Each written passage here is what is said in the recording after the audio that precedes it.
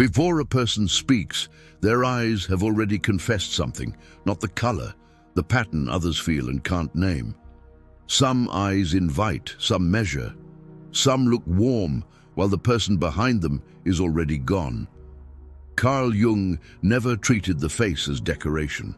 He treated appearance as a stage where the persona performs and the shadow leaks.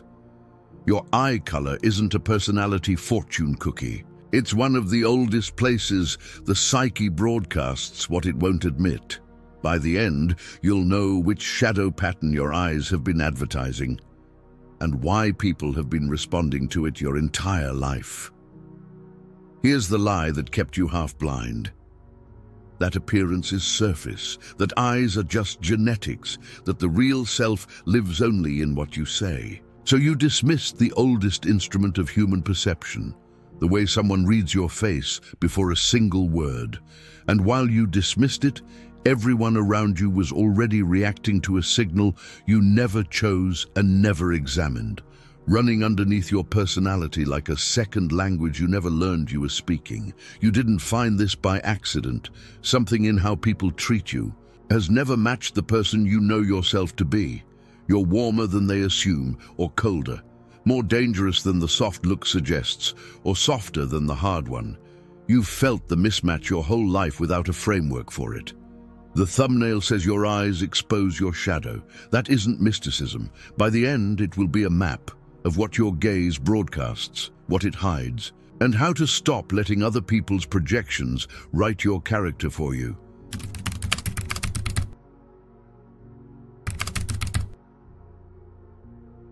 Jung is exposing the entire key. The persona is the acceptable mask, the face that keeps the room comfortable, and the eyes are its most active surface.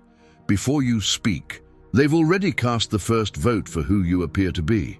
People don't fall for your argument first. They fall for, or flinch from, the look. That look is half chosen, half inherited, half the story you perform, half the biology you didn't select. What matters is the pattern, which version the eyes keep advertising, and which version they keep buried to sustain the ad. Color is only the costume. The shadow is what the costume defends. So this is depth psychology, the study of how the hidden self leaks through appearance. I'll give you the mechanism, how the gaze becomes a stage for persona and a vent for shadow. Then the 4 dominant eye color patterns, brown, blue, green, hazel, and the specific shadow each most often conceals. Then the hard reversal, the point where reading your eyes becomes a new prison, a fate you perform because a stranger told you who you are. The purpose isn't to trap you inside your iris. It's to drag into consciousness what has been directing your life from the surface of your face, so you can stop calling other people's reactions fate and start reclaiming the broadcast. By the end, you'll know what you've been exposing, and you'll know how to stop hiding behind it. If these ideas resonate, hit subscribe for more top-tier content. Drop exposed in the comments so I know you're ready. Let's dive in. Before color, understand the instrument. Human beings read eyes faster than language. Long before asylum, argument, or charm, the nervous system makes a threat or safety decision off the face in front of it, and the eyes dominate that decision. Softness or steel, invitation or appraisal, presence or vacancy. You have been on the receiving end of this your entire life, and you have been broadcasting it just as long. Most of that broadcast was never conscious. That's what makes it shadow material. The persona needs a face. It needs a look that says the acceptable thing. I am warm, I am sharp, I am mysterious, I am adaptable. That look gets rehearsed across childhood until it becomes automatic. The smile that reaches the eyes, the cool, unbroken stare, the shifting glance, the steady brown gravity. And every automatic look has a cost. To keep the advertisement running, something opposite has to stay off stage. The warm eyes cannot freely show the refusal. The measuring eyes cannot freely show the need. The enchanted eyes cannot freely show the ordinary hunger underneath the myth. The shifting eyes cannot freely show the terror of being pinned down as one thing. Whatever cannot be shown becomes shadow, not gone, just banned from the face. And banned material does not die. It leaks. It leaks as a flicker, as a deadness behind the smile, as a sudden coldness people feel and can't name, as a stare held too long, as eyes that leave the room while the body stays. That leak is what people have been responding to in you when their reaction didn't match your words. You've watched someone's face refresh when they actually looked at you, and not always in the direction you wanted. Warmth landing as trust you never offered. Intensity landing as threat you never intended. Softness landing as permission to overstep. Hardness landing as an invitation to challenge you. You walked away confused, replaying the conversation for the words, when the verdict had already been cast in the first 2 seconds of eye contact. That is how long a leak takes. That is how long a persona takes to file its opening claim. The power begins the moment you stop treating your eyes as neutral glass and start treating them as a stage you can finally direct. Color is the lighting on that stage. It shapes what the audience expects before you move. It does not write the script. The shadow writes part of the script until you make it conscious. So we move through the 4 costumes the world most often dresses the eyes in. Find yours, not as destiny, as a pattern you may have been living inside without noticing. Brown eyes are the most common on Earth, and that commonness is itself the first shadow hook. The persona brown eyes are handed is warmth, reliability, depth, earth. People read them as safe, approachable, least likely to betray, most likely to stay. The trustworthy gaze, the caretaker's eyes, the ones you confess to. And if you carry them, you already know the weight of that projection, the way strangers open up too fast, the way friends park their crises in your lap, the way you are volunteered for emotional labor you never applied for. Your eyes arrived before you did, and they filed a job application on your behalf, stable, holding, endless. Here's the shadow that warmth so often buries. To keep the trustworthy advertisement running, the brown-eyed persona frequently exiles its own steel, its no, its selfishness, its right to be unavailable, its capacity for clean, unapologetic distance. The warmer the eyes are required to look, the less permission the person feels to be sharp. And so the sharpness goes underground. It becomes resentment, quiet scorekeeping, a private bitterness toward the people who keep taking, because the face keeps saying yes while the buried self has been screaming enough for years. Depth psychology calls this the caretaker's shadow, the nourishing surface, the starved interior.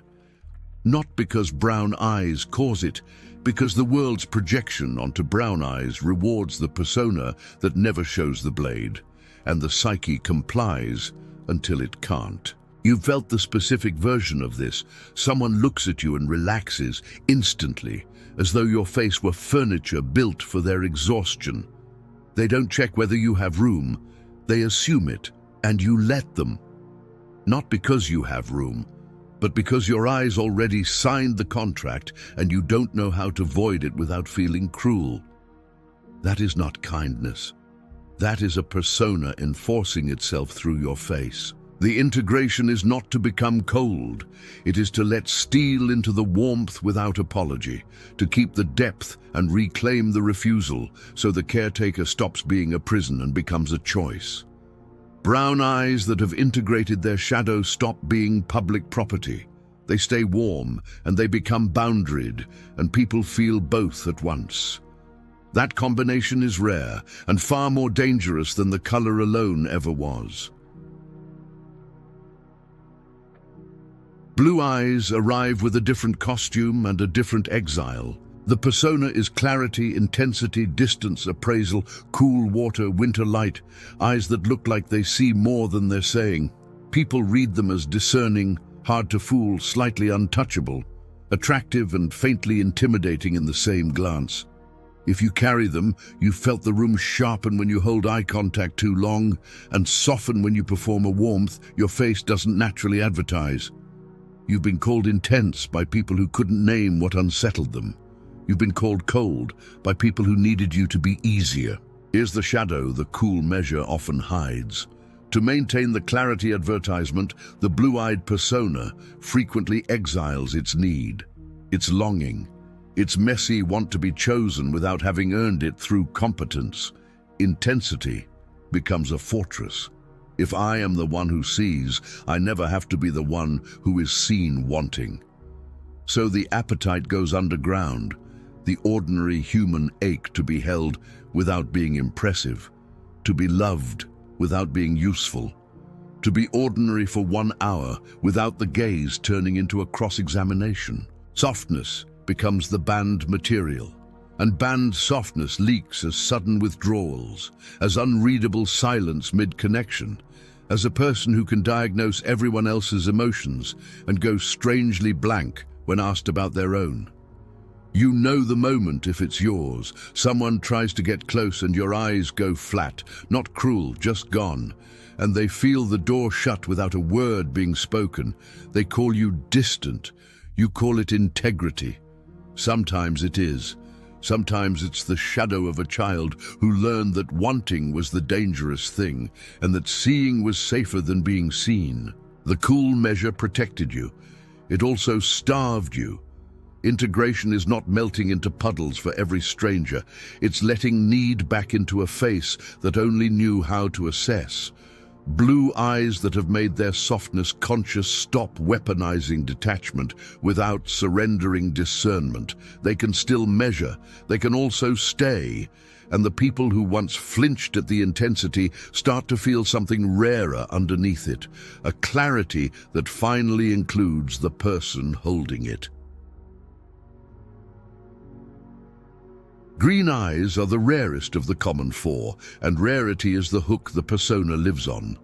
The costume is enchantment, danger, otherworldliness, the gaze that myths get written around. People project magic onto green eyes the way they project safety onto brown and steel onto blue.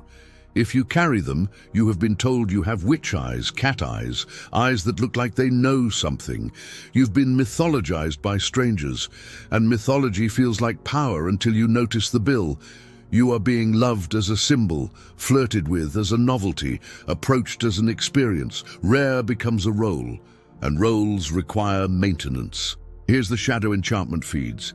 To keep the myth alive, the green-eyed persona often exiles the ordinary. The plain hunger, the unglamorous fear of being average, the simple wish to be chosen for something as boring as steadiness rather than spellcraft. So ordinary grows dense in the dark and becomes its opposite, a private terror of losing the mystique, a quiet contempt for people who seem content being unremarkable, an exhausting internal performance of specialness that no one asked for and everyone somehow enforces. The enchanted blade cuts both ways. It draws people in, and it isolates the person holding it from the relief of just being another human in the room. You've felt the private version. Someone becomes fascinated with you, and instead of warmth, you feel a familiar dread. They're in love with the look, not the life behind it. Or the reverse.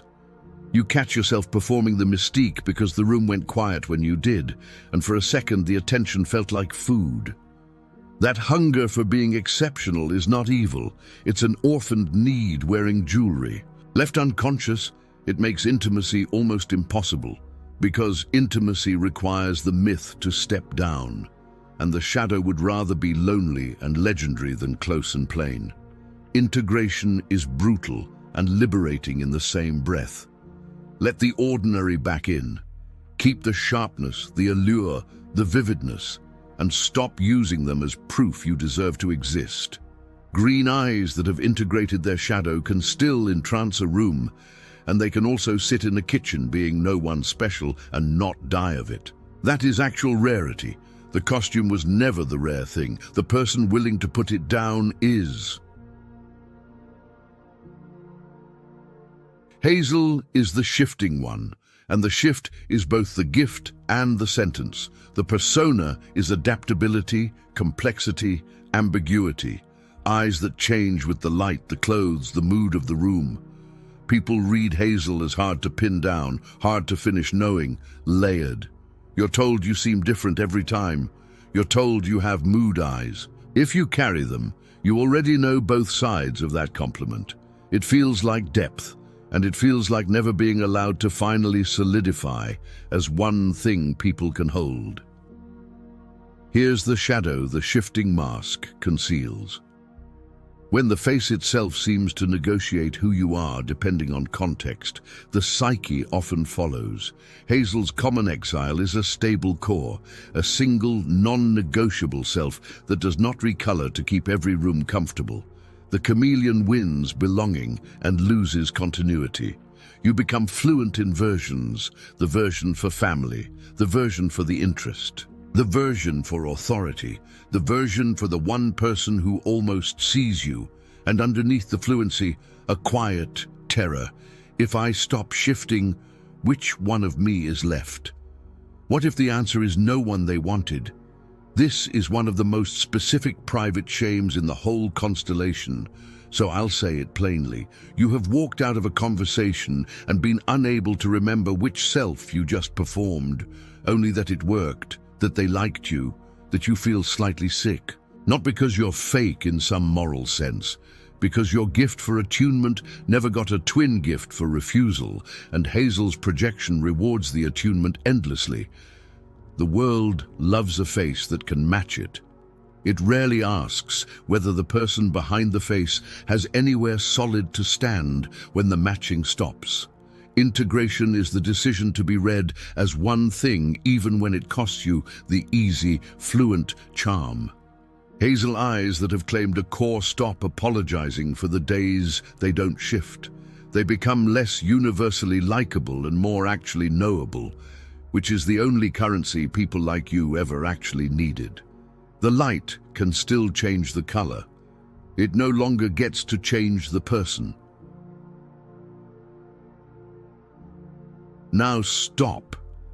This is the section that keeps this video from becoming exactly the trap it was built to dismantle.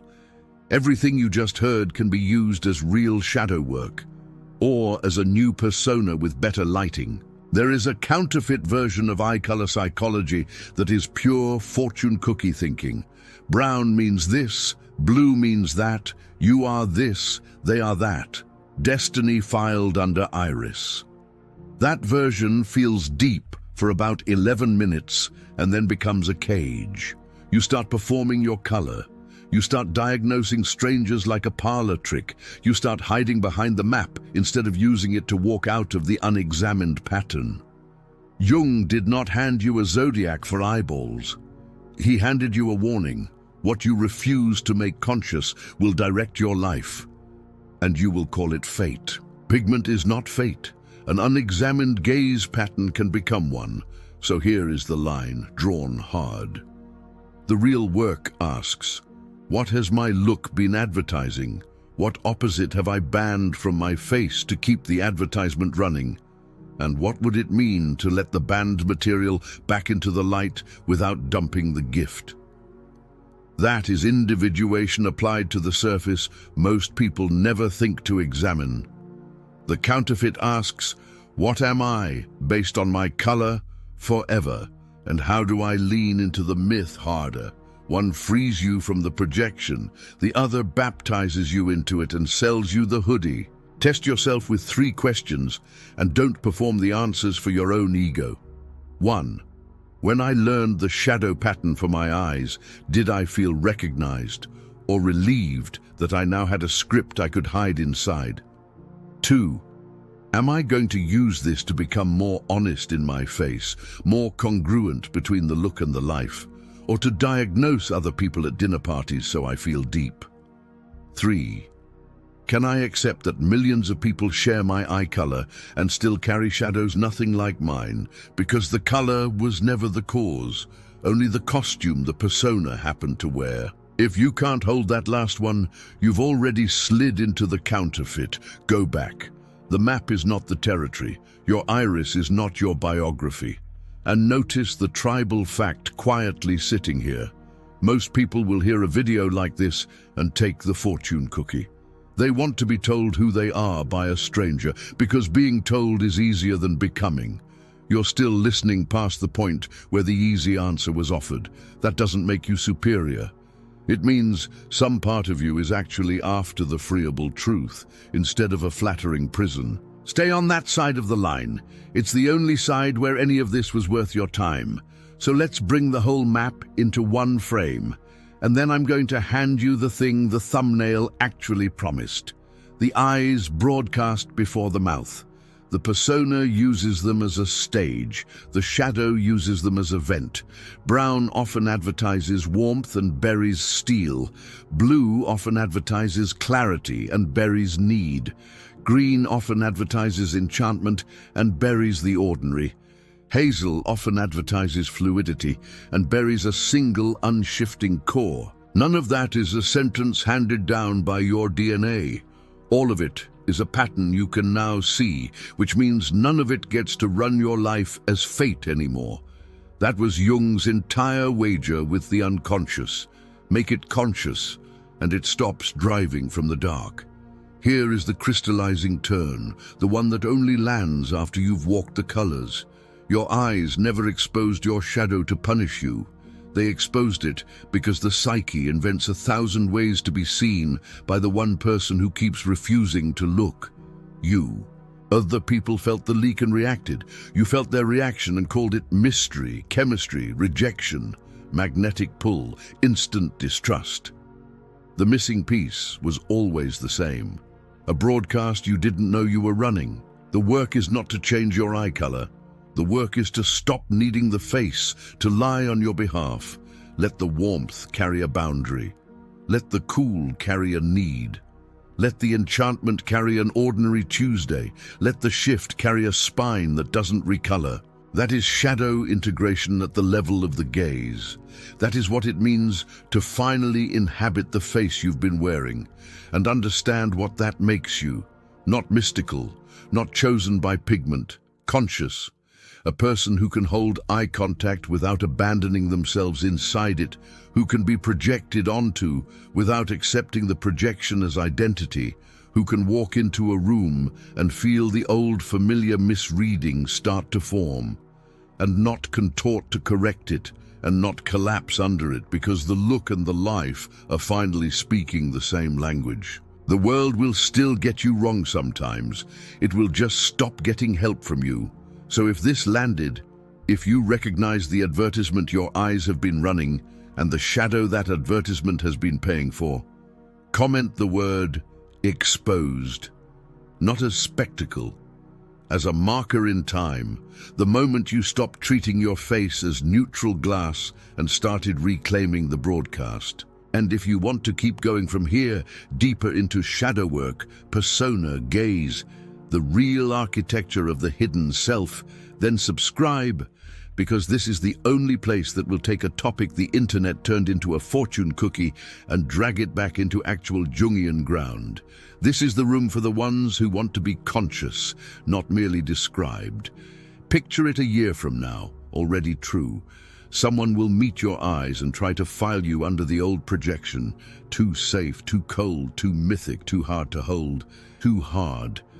And it simply won't stick the way it used to because there's no abandoned material left backstage for the projection to hook into. You'll feel the attempt land and slide off. You'll stay where you are, warm and edged, clear and reachable, vivid and ordinary, fluid and singular, whole. They'll call it confidence.